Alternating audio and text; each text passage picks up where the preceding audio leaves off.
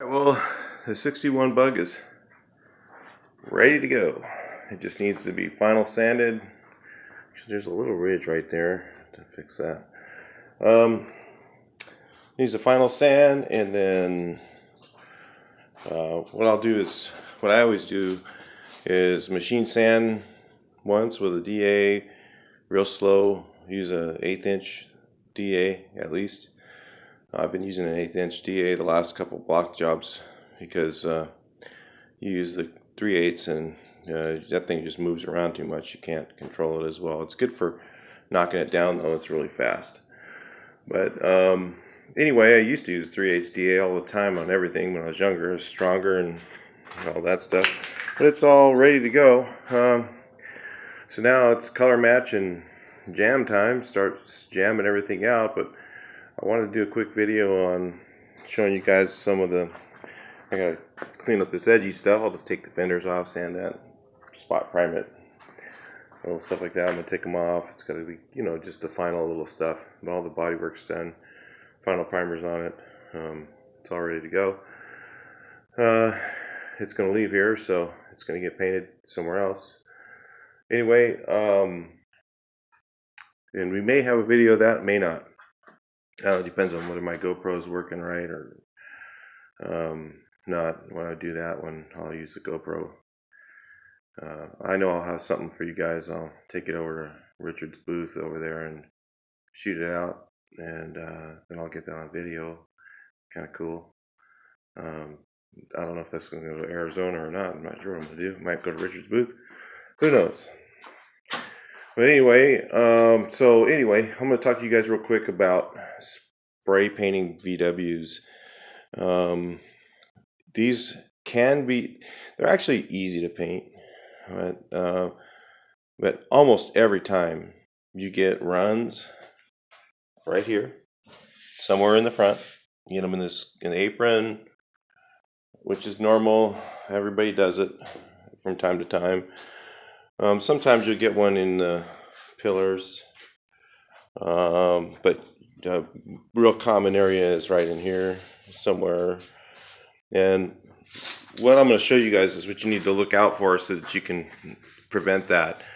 You see how the width from here to here is more narrow than from up the top of the roof to the top of the roof. Where people make the mistakes is when you're spraying a VW, you spray the pattern, your pattern in squares. Everything's done in squares, overlapping 1/2 or 3/4 of the way, and you're doing the roof in the same pattern. So what happens is, because it's more narrow back here, you don't realize that your overlap is getting closer and closer together. So you're putting on heavier here than over there. Same principle on the fenders. A lot of people, when they first started painting a bug, an easy place to get heavy spots is here, because when you're spraying your quarter, you're coming over, you're triggering in the corner, and then you're putting too much material here on this part of the fender. That's another thing you're going to get when you're spraying a bug. Here's a couple of ways to prevent some of these things. One of the things you do is when you spray, typically when you spray a car, you spray in the hood going back and forth this way. You're this side, you're spraying the hood, right? On a VW, it's actually easier if you spray the hood this direction, come up all the way about to here, halfway up.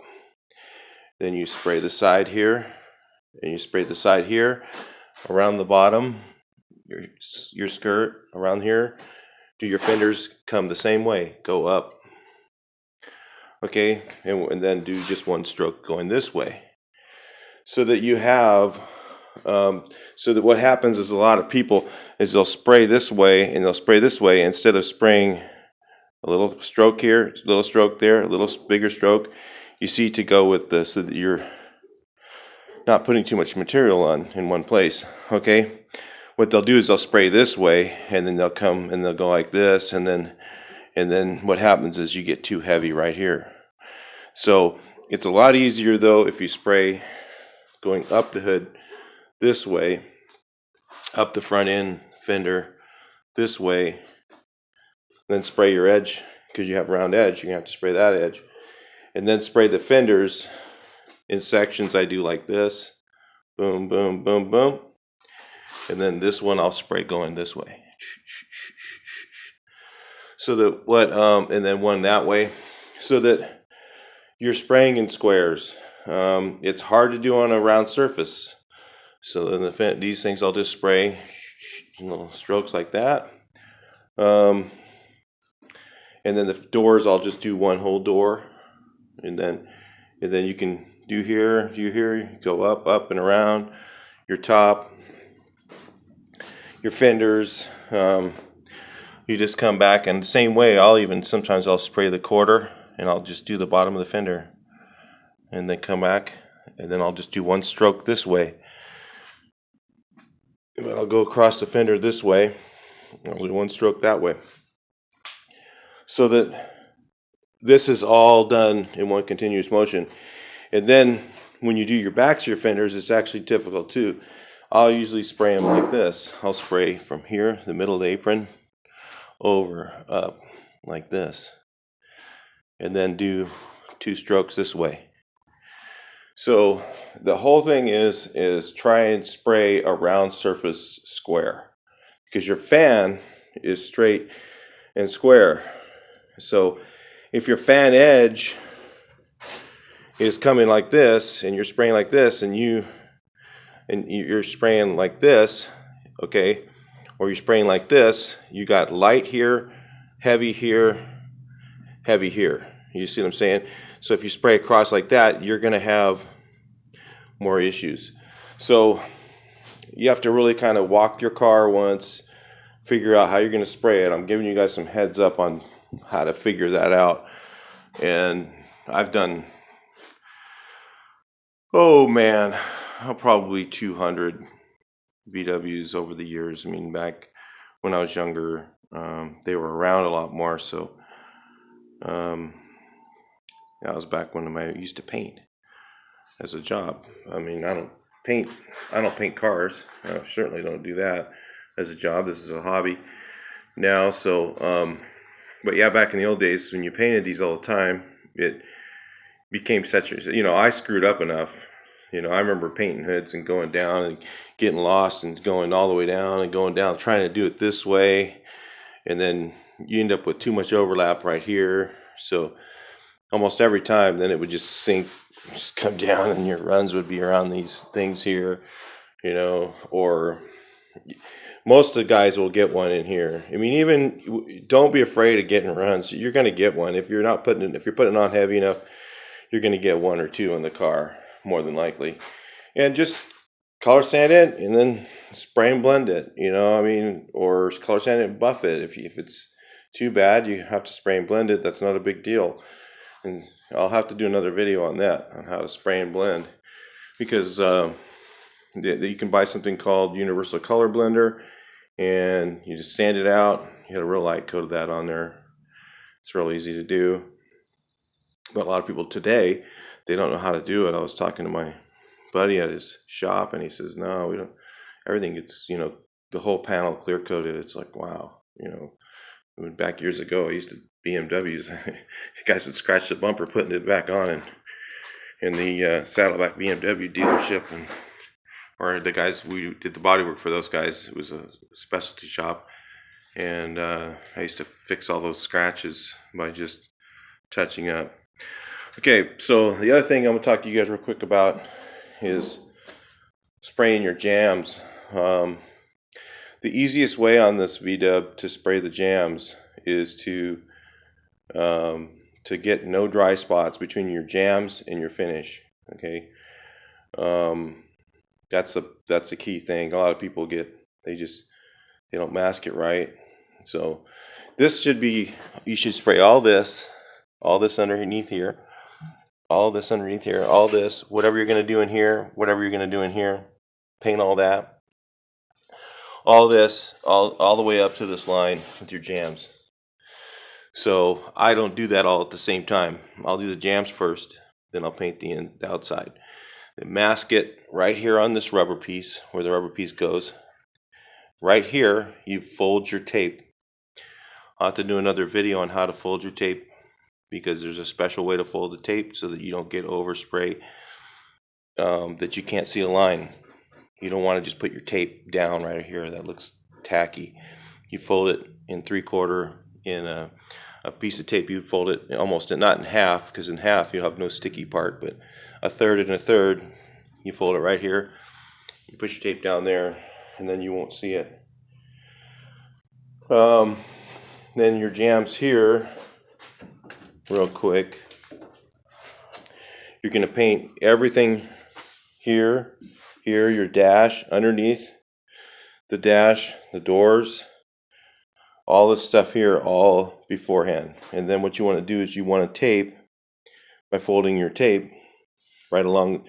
I used to paint tape right up to this edge, this very edge, but I'd fold my tape so that there wasn't a hard edge here, and you could not see your overspray into your door jambs or a line or anything. I used to do this on Rolls-Royce, BMWs, Mercedes, all those cars. I actually painted those when I was young, and I could get them to look like it was all continuously sprayed. You couldn't see the difference. Same thing here, as I would mask right to that very edge, right along there with the tape folded. I'm probably not going to do that on this car. I'll probably just tuck it underneath here and leave the overspray. Get a little bit of light overspray on there. I'm good with that now. I don't really care. But when I was younger, I used to mask right here, and I'd fold my tape and have it so that it looked like continuously sprayed. You could not see it. There's a way to do it, to fold your tape. They actually 3M now. Years ago, I learned that from a Hispanic guy who was a really good painter, and now they 3M actually took the idea or he sold it to him. I'm not sure. Might be the same guy that I met. Now all the wiring's got to come out of here, so I'm going to pull all the wiring out, the gas tank out. Then what you do is you take all your wiring.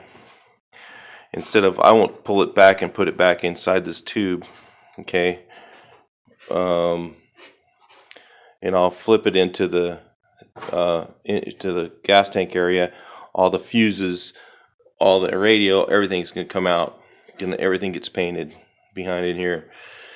And then the same thing, I'll mask right up to here, and mask right up to here after I've jammed everything.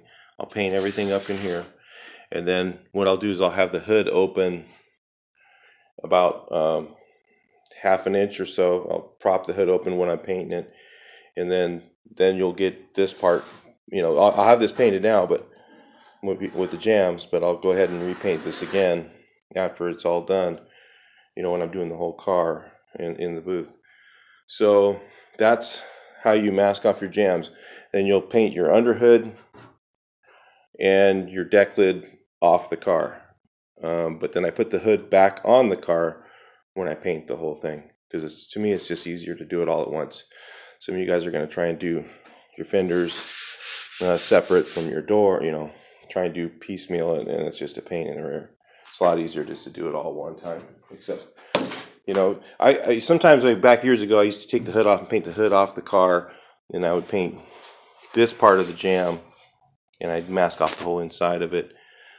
But it's actually easier with the hood on the car propped up to paint them, all at once. So those are the tricks on doing your jams and how to paint this thing.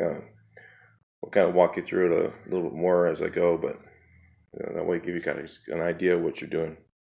See ya.